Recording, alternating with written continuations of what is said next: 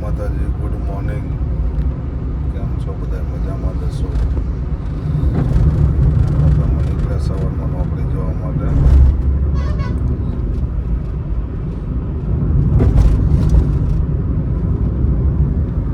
કેમ છો બધા? બ્લોગ કેવો લાગે છે કમેન્ટમાં લખજો. આજે રાતે કંઈક 11:30 વાગે પછી એક બસનું એક્સિડન્ટ થઈ ગયું રાતે. બોલેરોવાળો પાછળથી આવીને બેસી ગયો. જોઈએ તો ગાડીમાં કેટલું નુકસાન છે. આજે કદાચ પોલીસ સ્ટેશનમાં ના જવું પડે તો બરાબર છે. અને આજે તો કામમાં કાંઈ છે નહીં, પણ કામ આજે ગાડી રાતે એક્સિડન્ટ થયું એનું કામ કરવા માટે મેં કરવાની છે સાણંદ ગેરેજ ઉપર.